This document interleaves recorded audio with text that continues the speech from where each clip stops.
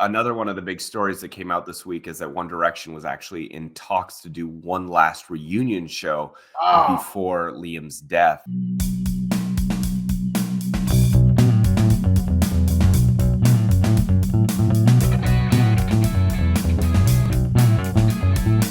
Welcome to the Hollywood Raw Podcast, Raw Rundown. Hope you guys are having a good week. My name is Adam Glyn. Over there is the guy with the most random Spotify playlist.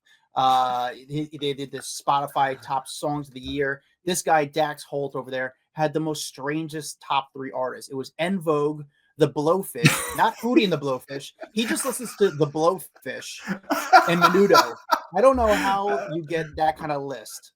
How do you even come up with this bullshit off the top of your head? You are so ridiculous. You listen to Menudo, En Vogue, and just The Blowfish. You ask for The Blowfish and not for Hootie. Who does that? Who does that? You monster! You should be. Oh my god! They should make you give you your YouTube plaque back just for that. How are you, Dax? I'm good. I'm still sick as shit, so please ignore the voice. I am sorry if I have to sound all deep and raspy. Maybe our listeners will like this new raspy Dax voice, but yeah, I'm still under the weather. But we're forging forward. We're doing this today. I'm glad you're a survivor and you're a hero for fighting through to give us the raw rundown of the week.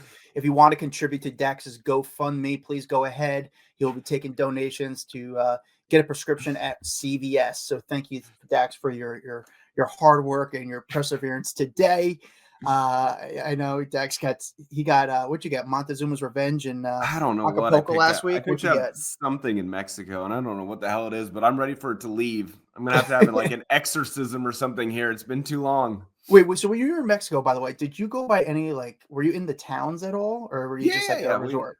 No, in Mazatlan, we went to this little ranch. We did ATVing and had tequila and did little stuff. In Puerto Vallarta, we went to this tiny little city, 20 minutes outside of Puerto Vallarta, and it was like this tiny little beach town that was really cool to do snorkeling and boating and stuff. And then Cabo, which is kind of the main center area, I went to the beach there. Yeah, that's pretty cool. Did you go by is there pharmacies everywhere? Because at the pharmacies you could get whatever you want, right? Yeah, we may have brought back some amoxicillin. No, the thing is, our kids get earaches all the time. So if you can get them started just long enough so they can sleep, so you can actually get into an urgent care here, it makes a big difference. No, I'm sure. I don't know if I'm supposed to be saying that. Yeah. But, all right. It saved my life many, many times. No, I'm always curious what a Mexican pharmacy is. You go to the west coast of Mexico, the east coast of Mexico. That's where I've been. It's like the Cancun.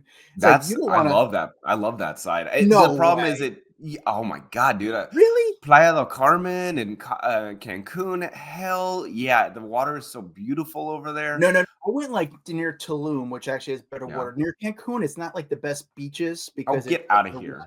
No, I mean, listen, it's good, but it's not unbelievable. You're more of I'm a beach guy. If I go to a resort, I don't want to be at a pool. I want to be at the beach. Yeah. And the Cancun beaches are a little bit rocky, but there's waves. Go a little south. You go to Playa del Carmen, and it's unbelievable. It's beautiful white sand, blue water. The problem is it takes us so long to get over there because we got to fly to Florida and then we got to fly down. So it's you're looking at 8 hours of traveling where, Cabo is an hour and a half for us. Yeah. Well, I'm good. I'm glad you got to see your friends from your, all your Mexican gangs down there. Cartel. I'm glad you got to hang out with your cartel friends down in Mexico.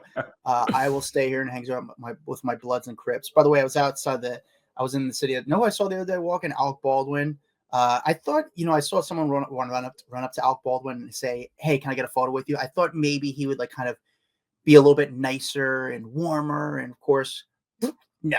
I'm not doing that. Wow. I saw you saw Angel Reese, your bestie.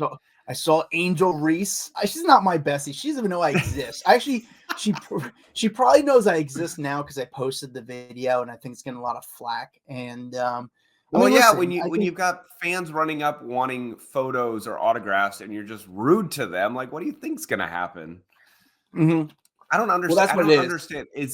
Is it a persona she wants to look badass or something? I don't understand why being rude to people. I genuinely don't understand. When you are a celebrity and people want that moment of time with you, why be rude to them? It makes no I'm sense. with you. She's a very different type of person. Here's the thing with her. There's two sides to it for me. At the end of the day, my personal opinion, I don't think By the she's way, we should say, if people don't recognize the name, this is WNBA star Angel Reese. That's who we're she's talking about. she's almost villainized in the WNBA. She was villainized when she was in college basketball.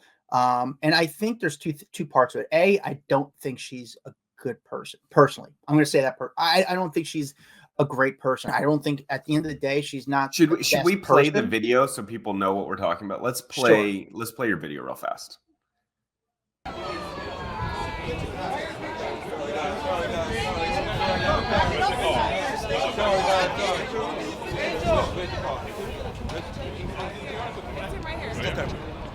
Yo, Angel Reese, can we get a quick fit check, please?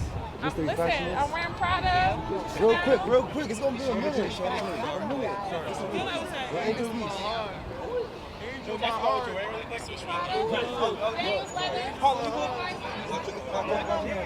All right, there you go. I mean, it's just look at my clothes, but like, don't take a picture with me. I don't get it.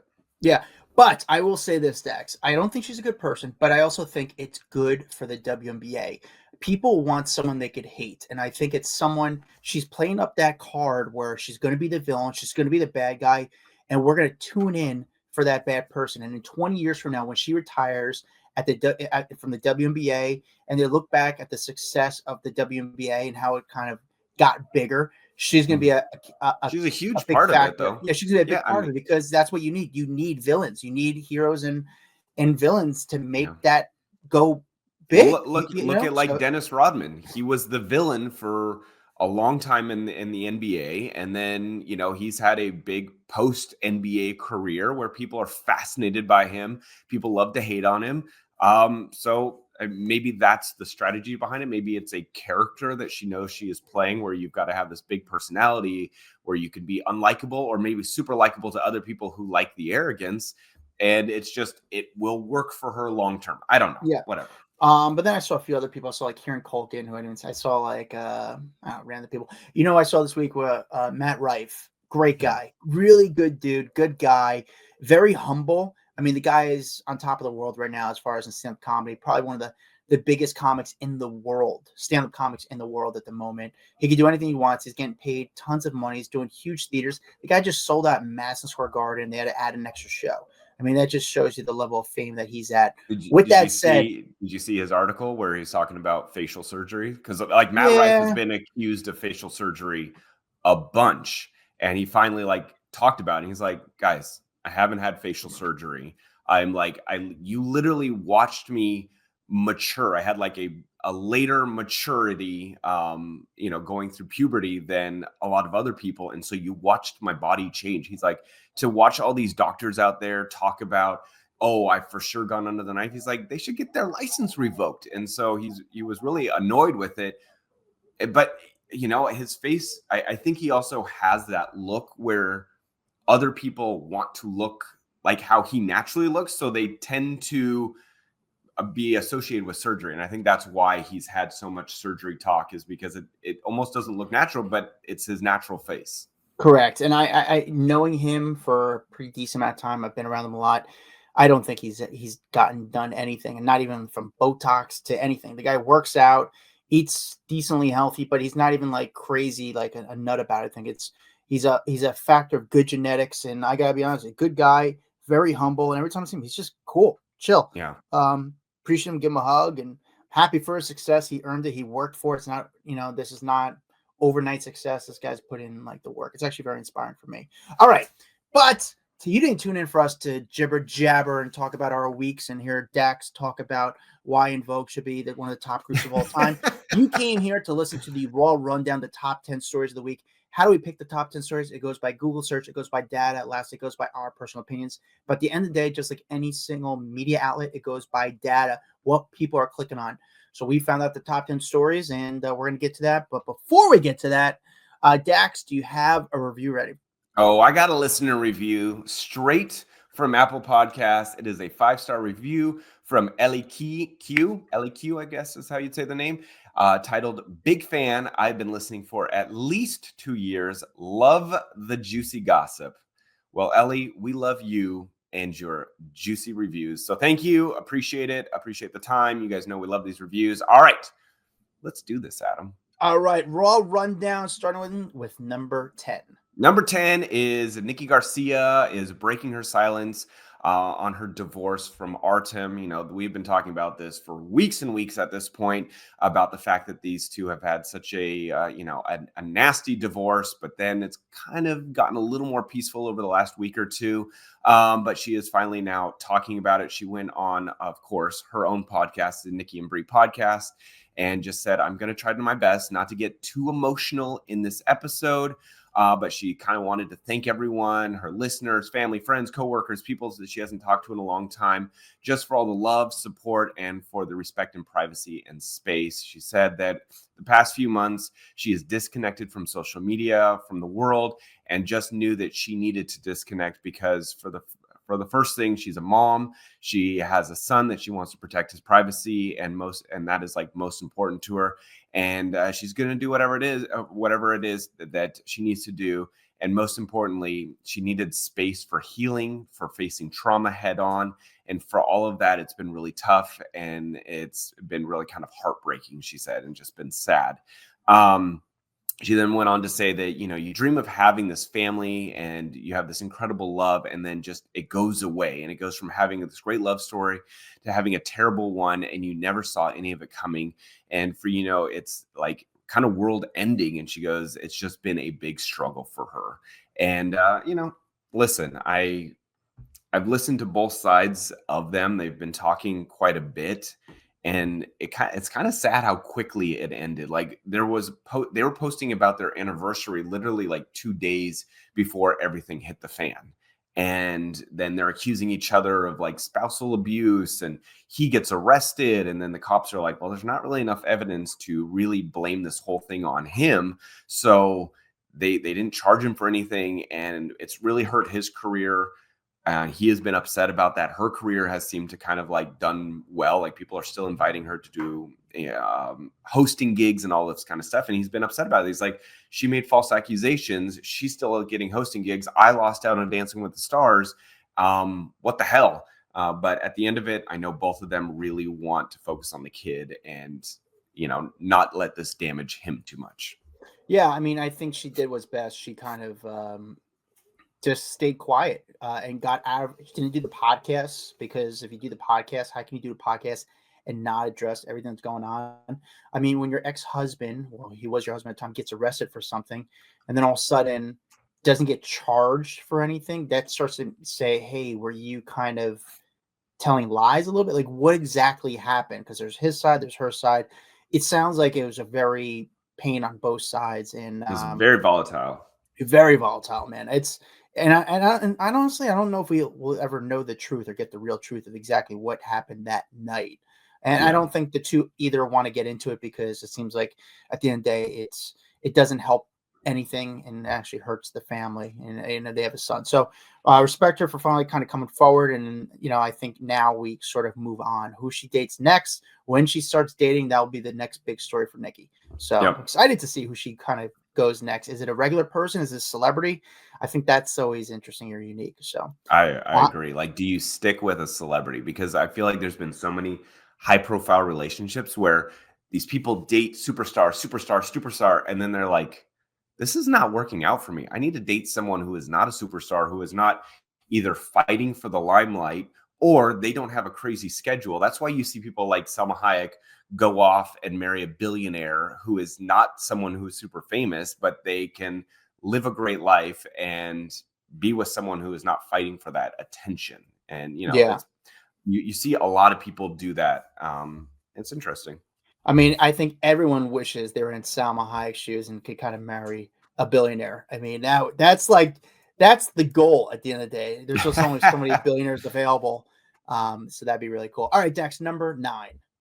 Amber Heard is expecting another child. You ask with who? Nobody knows. So, you know, Amber's 38 now. She's had one child about 3 years ago. Onga. I don't even know how to say the daughter's name. Onaga, not Onga. I don't know. At that time, she did not reveal who the father of that child was. A lot of people are speculating that it was a surrogacy. And it seems like that may be the case with this new pregnancy. They're asking for respect and privacy at the time. They did say a rep told People magazine on Thursday it is still quite early in the pregnancy. So we appreciate that we don't want to go too much into detail. Suffice to say that Amber is delighted both for herself and for her daughter. And that's about all they were putting out.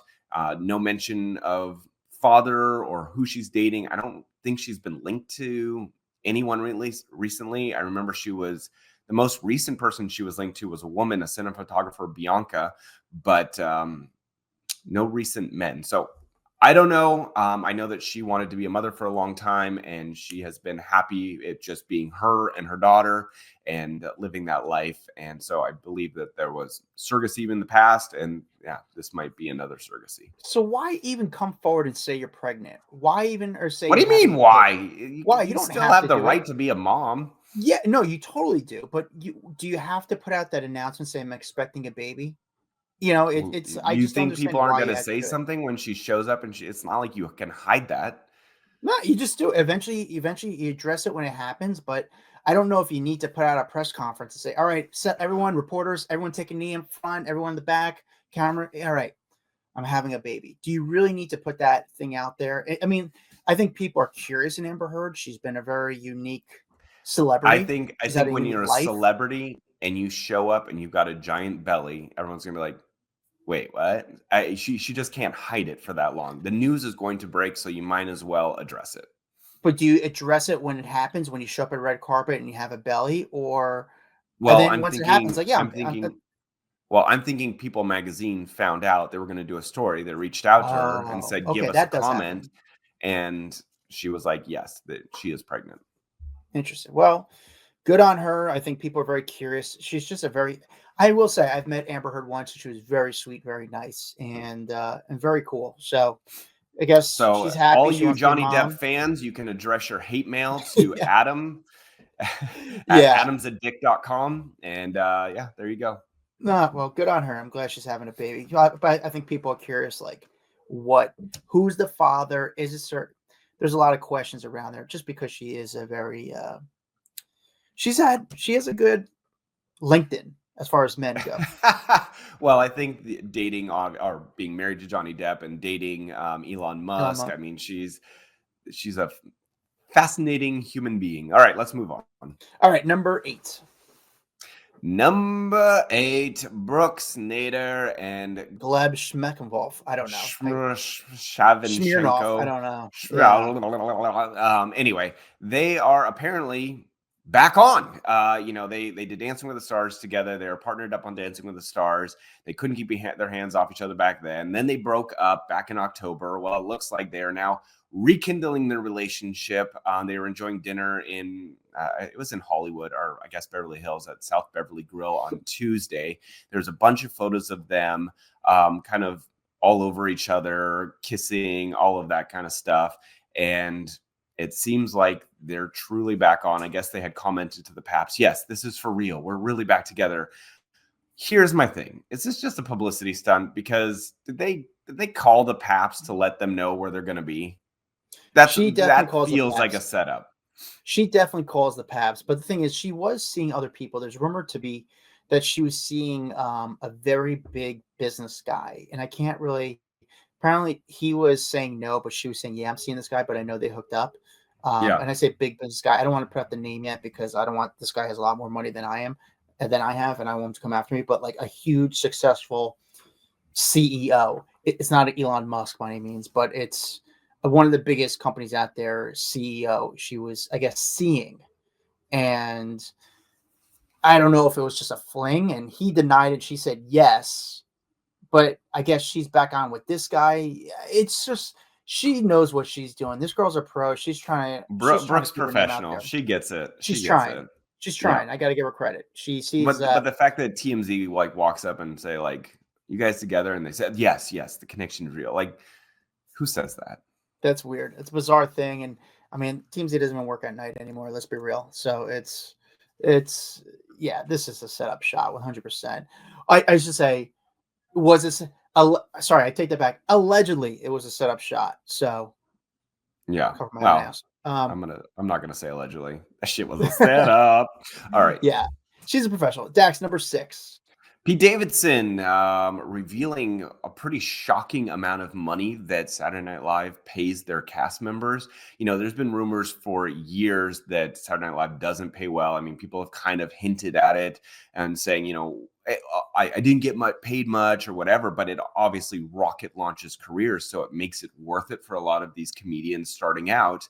But he was doing an interview with New York Magazine and they said, okay, what was that first big thing that you like splurged on with your SNL paycheck? And he was like, what are you talking about splurging? I was saving money. And basically said that they would earn between $54,000 to $66,000 a year for appearing in 18 to 22 episodes, which that's not a bad paycheck for a normal person, you know what I'm saying, living in the middle of the country.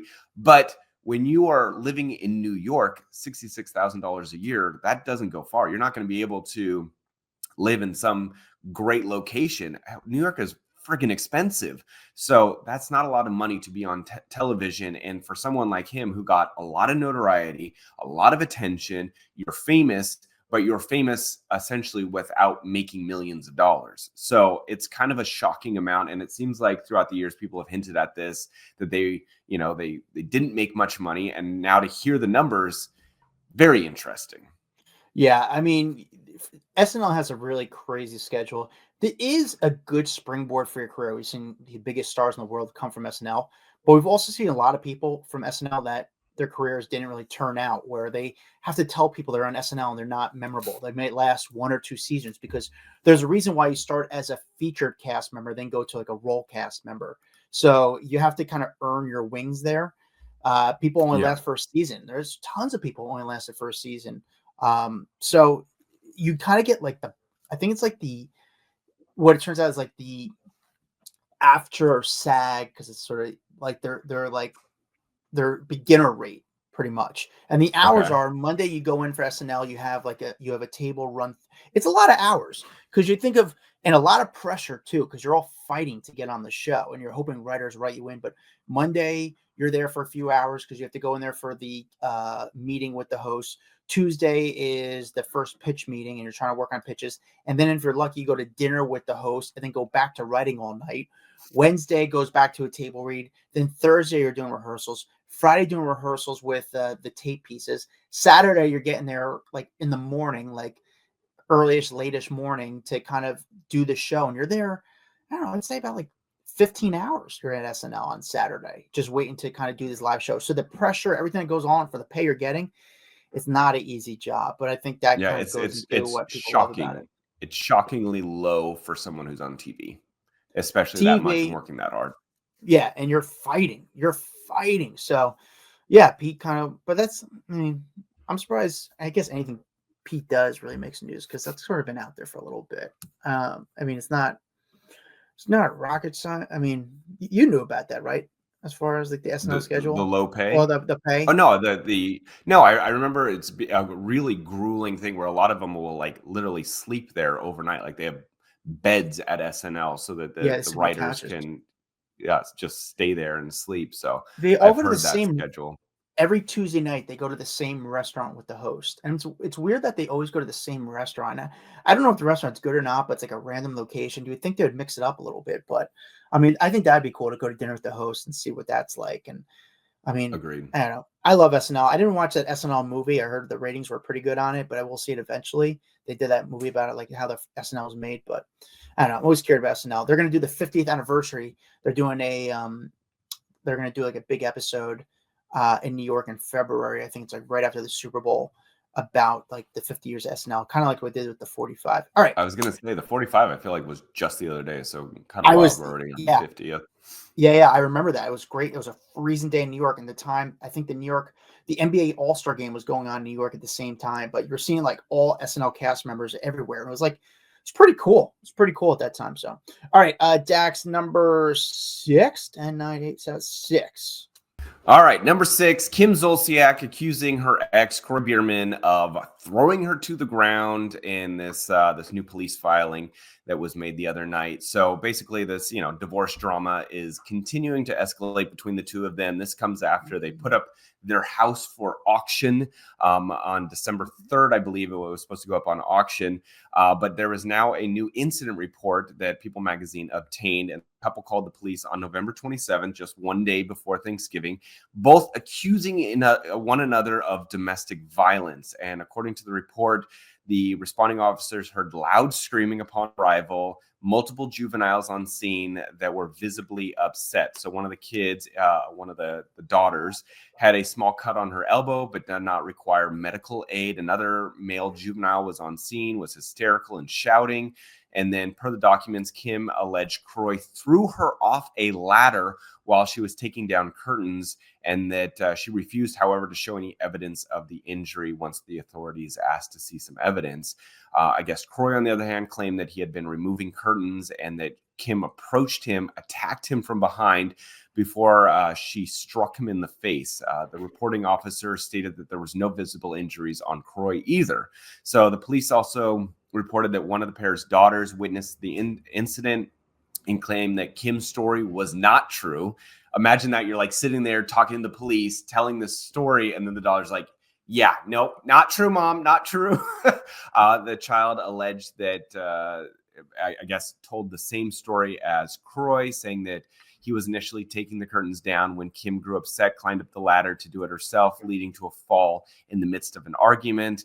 When asked if Kroy told her what to say, the girl allegedly said that she was not told what to say. She was not coached, and that authorities also witnessed Kim speaking to the girl, claiming she saw Kroy push Kim, but the girl maintained her story.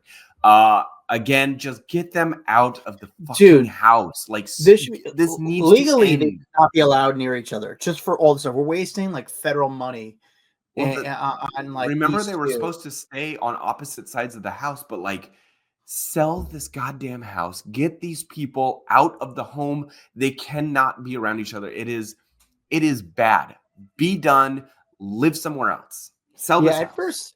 But Dax, at first, when like the stories of them two kind of falling apart, I think we both, I'm speaking for you, and I don't know if it's true, but I think we both thought it was set up. But at this point, I thought for sure this was just for publicity to get her back on Real Housewives. Like, this was a good ploy, domestic drama, obviously, and it potentially could have, but it's just getting so nasty now, and the cops are getting called out every other day. Like, can you imagine? You're like 911. This is Kim, and they're like, God damn it, Kim, again? Hi, Kim. Yeah. Like, how much money are we going to spend on cops going to your house when there is like real incidences going down in Atlanta that they need to send cops to, and it's always to their house? It's weird. I mean, I guess there's no law. Like, at what point, if you keep calling the police and saying we're fighting with each other, at what point the cops can involve and say, okay, listen, none of you guys could be here. You need to find a different place because obviously you can't be here together. It's like, at this point, I'm going to buy their house just so that they get out. Good God. Yeah. I'm surprised no one is buying their house and they have to drop the price. At what point I'm so over them, but there was video with this, and obviously Kim's kids are saying that that incident did not happen. So I understand the clicks on it because the curiosity, but it's just unique how, again, we both thought this was a PR stunt at first to kind of get back on the Bravo family. Sure, it was a PR stunt. Yeah, for sure. Sheesh. Now I'm like, go away. Dax, the number 5 story. All right, after weeks and weeks and weeks of waiting for Billboard to announce who is the biggest pop star of the 21st century, they finally revealed it goes to Beyonce. No surprise there. I know a lot of Taylor Swift fans were kind of pissed off about this because Taylor Swift has had an incredible last couple of years where she has broken tons of records, outsold everyone, had the highest grossing tour of all time, like all these things that lead it to really have been her award. But Billboard says, no, we know Taylor has had this enormous impact on pop culture and her tour and all this stuff, but we still gave it to Beyonce at the end of the day because her influence over the last 25 years has been unstoppable. It has had, so I think they looked at it as like, look, this is over a century, and Beyonce has really been that pop star for the last century. Taylor Swift. And honestly, I think Taylor would also be like, yeah, I get it. Give it to Beyonce. Like, I think Taylor is a Beyonce fan, and I think Taylor would also kind of bow down to Beyonce a lot of the time. So I don't think Taylor's upset about being dethroned by Beyonce in this. It's a Billboard honor at the end of the day. I don't think she's going to care that much. And I think, Beyonce really has been that massive cultural phenomenon for so long that I'm not mad about her getting this title. I think she deserves it. She really does. Yeah, I don't think Taylor Swift cares at all. At this point, it's like, who cares? At the end of the day, this is not really benefiting anybody except Billboard. This is for them to make, like, it doesn't, oh, I'm not going to get the Billboard award. It doesn't matter. It's so stupid. She doesn't care. You know what, Beyonce, like, she might care a little bit, but I can't imagine Taylor Swift caring. And in fact, I can see Taylor Swift saying, no, Beyonce deserves it. So, yeah, like, again, I feel like if they reached out to Taylor and was like, Taylor, here's the deal. We want to give you this award. Will you show up and do our Billboard, blah, blah, blah, whatever it is? And she's like, wait, you're going to give it to me over Beyonce? No, you should really give this one to Beyonce. Like, I could see her doing that because Beyonce is such a big deal. It might have happened. Yeah. They might have reached out in advance and said, hey, listen, Taylor, we're going to give you this award, and this is, you know what? To avoid all the flack that I could get from Beyonce and all the conspiracies behind it, it's not even worth it. Just give it to her. We just don't need that sort of headache. But we appreciate it, but we don't need it. Please, I appreciate Beyonce. And I think it's so funny how everyone keeps like kind of trying to make this a competition between Beyonce and Taylor when their tours were coming out, when their competing movies were coming out. These two women highly, highly respect each other. Like, there is no bad blood between Beyonce and Taylor. They have gone out, they have cheered each other on. There's nothing there. So, like, let Beyonce take this. It's all good. Taylor has won everything else. Like, it's all good. Stop creating drama. There's no drama there. It's the fans who are more upset than I think either Beyonce or Taylor would ever be about this. That's the only thing I question. If they reached out to Taylor Swift in advance and said, hey, we want to give you the award, and Taylor said, you know what, I appreciate it. I prefer you give it to her because I just don't need my name in the news for this type of stuff. It's just not worth. I don't want to be asked about it. I'd rather be done with and just kind of move on. Dax, do you hear the wind, by the way, in my mic? Nope. No wind. Blowing like crazy. Good. Thank you. The weather. Dude, this is like the first year. So I went to Art Basel. Have you been seeing like Art Basel in the news going on right now in Miami? Down in Miami, yeah. I did it last year and it sucked. Like, I was like, this is the stupidest thing. You're not a sophisticated art professional. That's why. True, of course. But like, even celebrity-wise, there's nobody there. Of course, this year, it looks like it's the cool spot. You got to be there this year. I'm like, of course, the one year I go, the only person I see is Tiesto, I think, of all people. And then all of a sudden this year, it's like, oh, now it's actually fun. There's some cool people there. And then I'm in New York and the weather's terrible right now. Maybe they saw you were going and they're like, nope, not going this year. Adam Glenn's down there. Out. You know what? The only way they would have saw me, they would have known I was coming there when they heard my boarding number I'm always group 4 going on the plane. I'm never the first group. I'm the Southwest last person on group 4. Dude, with all the miles I have, for some reason, I could only get like group 4. I'm on the plane. So like the whole plane's full by the time I go on, and my one carry-on bag, I have to fucking check it because I can never get on the plane early. I hate myself. Dax, number 4. Suri Cruise is officially a millionaire. This is a big deal. Tom Cruise's trust fund has now kicked in now that she is 18 years old. It's funny because you start to forget that, there has to be a big kind of amount of money sitting aside for Suri from Tom, but he's just so not involved in her life whatsoever that you kind of forget. I do know that he was always paying child support and all that kind of stuff to Katie Holmes. And I think it was reported to be around like $400,000 a year to Katie up until she was 18. So I think the child support payments have now stopped for Suri, but her trust fund has now kicked in, and there's going to be I guess we're told, a substantial amount of money. It's a great deal of money. At least that's what Daily Mail has learned, and that she'll get a bunch now, and then another additional amount will kick in when she enters her 30s. I guess the trust fund was carefully constructed so that she does not get all the money at once and becomes overwhelmed with it. The article goes on to say that Tom did take care of all of her tuition, her private school when she was growing up, and then also additionally her college right now.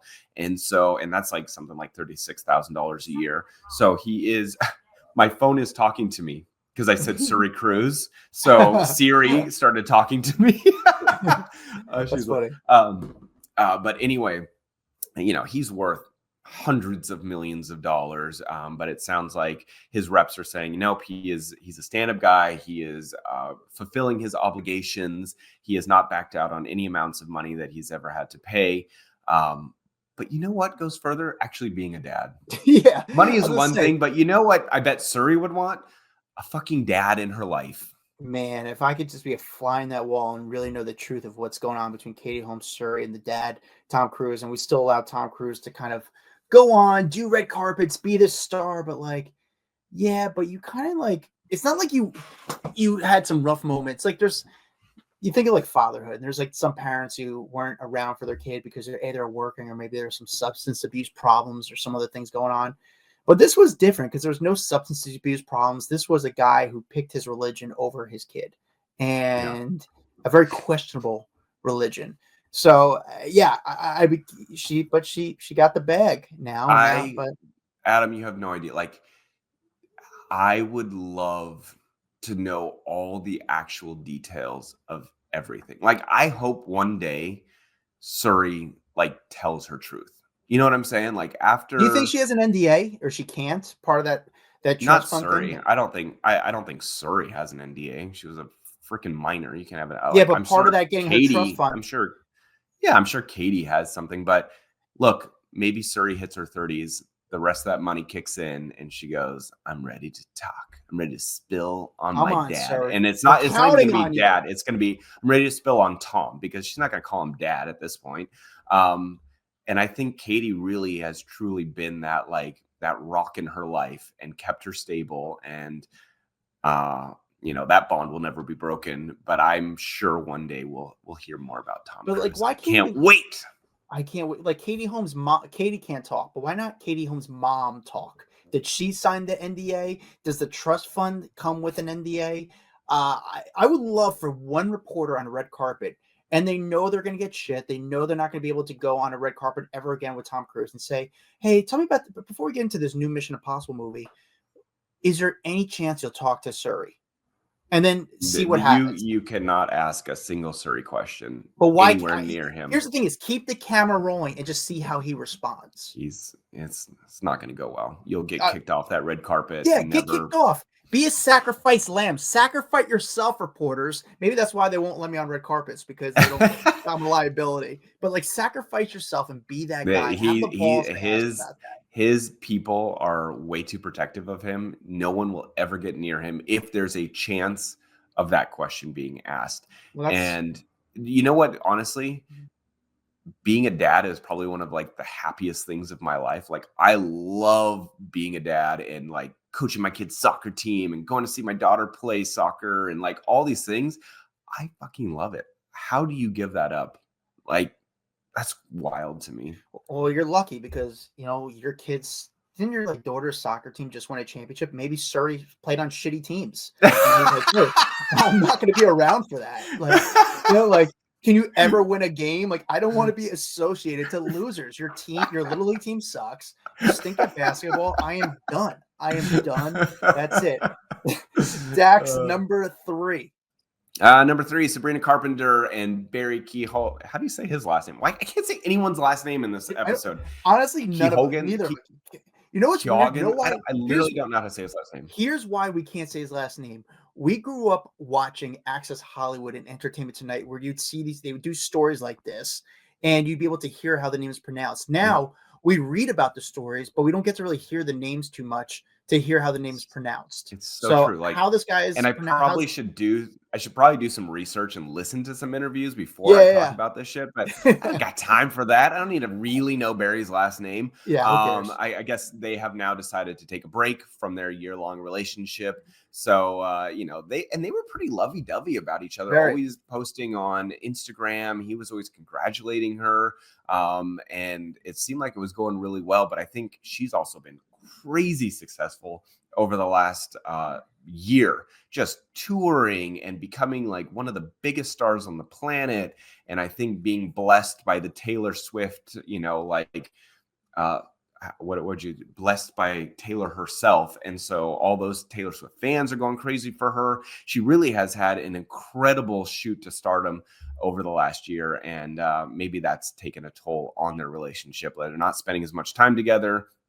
But it looks like they're done for now. Dude, I'm kind of late on this kind of era of women and kind of that generation a little bit. I kind of like Gracie Abrams for J.J. Abrams' daughter, who's a musician right now. I'm sort of late. I'm a late fan to her. I know she's been around for a little bit, but I've only recognized her and noticed her in the last couple months, and I've become a huge fan. Same thing goes with Sabrina Carpenter. Like now I realize like, oh, this girl, she's it. Like she's got charisma. She's a star. She puts out good music. She's gorgeous. I think she's going to end up dating Marcela Hernandez from SNL. That's my prediction. I know they did something recently at one of her live concerts. I think she's going to start dating Marcela Hernandez at some point. Okay, hold on. Hold on. I want to hear this. Barry Kogan. Barry Kogan. How do you Barry Kogan. Barry Kogan. All right. So anyway, Sabrina Carpenter and Barry Kogan have broken up. See, now just edit that back into the whole top and we're good to go. Yeah, exactly. But listen, she's a star. This guy's a star. They're so big right now that their journeys are just, you did your thing. You saw each other naked. Let's expand now. Let's kind of keep going in different directions. And well, everyone's seen him naked in Saltburn, so there you go. Oh, that's true. That guy's lucky. All right, he's blessed. Number 2, Dex. So Liam Payne's friend says the hotel is actually to blame for his death. There's been a lot of talk recently about Roger Norris, who is Liam's friend, who was actually with him in Buenos Aires, but then left. And I guess a lot of people are blaming him, saying you abandoned him, that led to his death. And he was like, whoa. I am not at fault here. This should really be on the hotel. The hotel is the one who should have had help. They should have had a doctor on staff, which they are required to have. They did not have someone there. You guys could tell that he was clearly on a bender for multiple days. You did nothing to stop him. You carted him back into his hotel room when you could see that he was going through some issues. Like literally, did you see there's footage of him where the hotel staff is carrying him back to his room, and they've got 2 people holding his arms, a guy holding his legs, and they're carrying him through the hotel back to his room. And this is moments before he fell to his death. So this guy is going, no. You look at this hotel. This hotel, it should have been responsible for his death, not me, not my fault. Yeah, I think these guys acted sort of as almost like buddies rather than like a hotel and a corporation, a business. And they put him in a position where the guy was under substance and there was a liability there. I think what you should have done is call the police right away and kind of don't put him in a room with you don't put, I said this when the story came out. You don't leave someone in a room by themselves if you just carted them back, literally lifeless through the hotel to their room. They're clearly having some major issues. And then you're like, here, go to your room with a 3-story balcony. Not wise. A balcony. But yeah, I mean, this guy is kind of he wants to get his name out of the news as quick as possible. And I get it.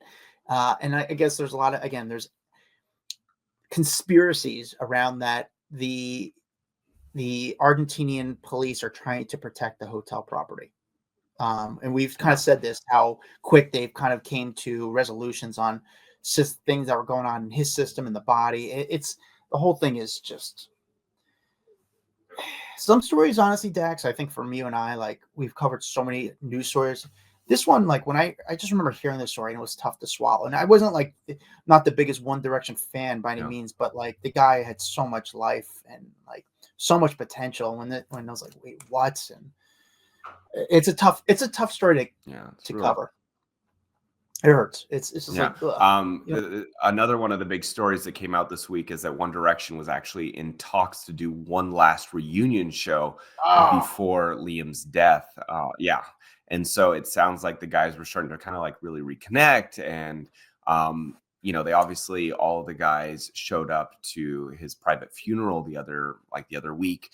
And you could, so there's photos of each of them walking in looking pretty down, but it's also brought them back together. I guess they had kind of abandoned their group chat for a long time, and now it has reinvigorated them. I think they appreciate each other a lot more, the life moments that they've gone through together, and so they are actively checking in on each other. They're that reinvigorated that bond that they had, because they were really close for a long time. They went through experiences that no one else could possibly understand, becoming famous essentially overnight, becoming the biggest stars in the world. And that, as fun as it sounds, is also really hard. And I remember Liam talking about drinking because it was the only thing that was really getting him through this crazy time in his life. And yes, they had a lot of fun, but it was also really stressful. And they didn't own their own life. They were being forced to like put out an album, but they had already sold out a tour before they had even released the album. Like there was just so much happening. And I think these guys can really relate to that experience together. And so, anyway, it just sad. And I don't think that reunion is off the table. I think that there still could be some reunion and a tribute to Liam in that reunion. I think it's a good moment to bring the guys back together. But it sounds like they're all just kind of too emotional to do that at this moment. But I'm sure there will be some performance with the rest of the guys to honor Liam's life at some point. I kind of said this story in the past, but like I've only met like all of them together once. And the one thing I'll take away from that is sort of what you said, like these guys like generally liked each other, like they were friends, and it was kind of cool to Yeah. like see guys where, sometimes you see bands together, and like it's sort of like a working relationship. We know that with a lot of bands, there's not a friendship between them; it's just a working relationship. But these guys, like, they were general friends, and honestly, in business and just life, it's just nice to see people have friends. So, ultimately, all in all, Do you wonder what that's like? yeah, I would love to have a friend. Max and I we're two associates working, and then he's on one coast, I go on the other, and that's it. And I love that there's a lot of states between us because the I restraining keep him as order, far away as possible. that restraining order still exists, Dax. That's why we do this via Skype, and I will not get rid of that restraining order. Dax, the number one story of the week. It's all about Britney this week, between her birthday, her turning 43, her saying she's moving to Mexico, her divorce finalizing with Sam, and her being really upset about some pap photos that were taken of her. We roughly talked about it this week on our Wednesday episode, but there were some more photos that had come out of her getting onto a plane, a private jet, with a grill lighter in one hand. And it sparked a lot of people being very concerned. You're not supposed to be getting onto a plane with a lighter. And she is holding up, it looks like one of those red, like ones that you use your forefinger and your thumb to like start, Grill. A grill lighter. A grill lighter. Yeah. Yeah. And so she's getting on, she's kind of covering her mouth when she gets onto the plane with it. Here's the thing. I do want to throw out that it was her birthday. Is there a chance that the lighter was there to light a candle for her birthday? That's fine. But here's the thing is, how are we not investigating that plane, that pilot, the, was it the airline? Like it's a private, it's a private plane, but how are we not looking into the legality of all that? Yeah, like you're not supposed to get on because No. it's dangerous to have a lighter of any kind getting onto a plane. So I don't know. These are actually the photos I think she was upset about, because if you look at her, she has on this like white coat. She's got on a white hat. She's got on sunglasses with a white frame on it. And then she looks very pale. And if you remember, she said, like, I hate that the paparazzi take photos of me where I look like I'm wearing a Jason mask. So I think what it is her really dark sunglasses that have the white around the frame, and then her pale face. It does look kind of like a mask from farther away. So I think these were the photos she was not happy about. Yeah, listen, don't be happy about it, but this is not all that happened with Britney this week. Oh, and I She's said blaming- white hat. I meant black hat, by the way. Sorry. She was Sorry, wearing black hat, white coat. But this is not all that happened with Britney this week. She's blaming the paparazzi for it's honestly and like, at what point does the media say we can't cover her anymore because it's just too much of a liability? It's sad. Where It's just like, sadness. yeah. And Or like you we need to help her, or I don't know. I don't know where the line is between like, hey, this is news, to like, hey, what there's what else are people supposed to do? Like, she has no conservatorship in place. I don't know what family members she's actually talking to at this point. Who is in it for Britney's best interest? I don't know if there's anyone in it for Britney's best interest at this point. It's she didn't want help. She wanted out of the conservatorship. They let her out of the conservatorship. I don't think that was a good idea. She's spending money like it's going out of style. There's been numerous reports about her like hemorrhaging millions and millions of dollars and draining her bank accounts so that she can go back and forth to Mexico, because there's no one saying, Britney, stop. Like, if you continue spending like this, you're not going to have any money by the time you're 50 years old. And you need those people in your life, because she looks in her bank and she's like, cool, I've got millions. But if you go down this route and you continue doing these trips to Bali, trips to Mexico, staying in the biggest resorts, flying private, and you're not like bringing in the money, it will eventually end for you. And that's the part that makes me sad or scared for her, is that I don't feel like she's out of control, but she doesn't have someone to be like, okay, in her ear, I've got your best interest. Let's focus on this. Let's make sure that you can maintain this lifestyle for the rest of your life if we put in some blockers, and if we give you a budget, and you can keep going to Mexico 3 times a year, but we're going to pull back from 10 times a year, like whatever that is. I do know that money will be coming in from this memoir. She obviously sold millions of copies of the memoir, which is awesome. They're turning the memoir into a movie, which is also, she'll get some residual money from that. But she just makes me nervous that there's not some handlers in her life at this point. So here's my biggest concern with this. There's no one, because she is an adult, there's no one that could really jump in and say, hey, I'm going to handle her assets and make sure that she's not a liability to herself, because she is an adult. So I think the only thing we can do is just sit on the sidelines and maybe wait, unfortunately, till something bad happens, that we could step in and say, okay, now we can legally get involved, because she is. But I feel like any judge that would just sit and watch her Instagram for 10 minutes would be like, this doesn't seem good. You're 100% right, but legally they can't do that. I know, but still. I know, it's a sad situation. I think that in some ways we're just sitting on the sidelines again, just waiting for something like really tough to happen. And I'm afraid that that's what's going to happen. Like, I said this with Amy Winehouse years ago. I was like, this seems like things are spiraling. Her and her, husband at the time, Pete, and her dad, and like all these things were going just crazy. And I'm seeing her crawling under fences and bloody feet. And I'm going, this is not looking good. And then boom, she's gone. You know what I'm saying? And I don't want that for Britney. I really want Britney to be healthy and happy. And I love Britney. I really do. Like, I grew up with the biggest crush on Britney, but I'm so scared for her. Yeah. All right. Well, Dax, that is our. Well, that's a happy ending. Yeah, I know. Happy Friday, all. Yeah. Have a great week. Go to Mexico. Whatever. All right. Have a great week. Thank you for listening to our Raw Rundown. Thank you for watching on YouTube. If you're watching, come join us on our private Facebook group, by the way. I love seeing your guys' comments in there. So much fun. If you want to be a part of it, go to hollywoodraw.com. The top link, I think, is to our private Facebook group. If not, it's one of the links in there. Join our private Facebook group. Be a part of the community. We talk shit in there. We talk about stuff that we can't talk about on the podcast, give our opinions on stuff. I saw some rumors in there with Jamie Foxx this week that was interesting. About maybe why he had disappeared for so long. But anyway, come join us in the private Facebook group. We love seeing your guys' comments in there. Yes. Follow me at Adam Glyn. Follow Dax Holt at Dax Holt. We'll see you guys next week. Bye-bye.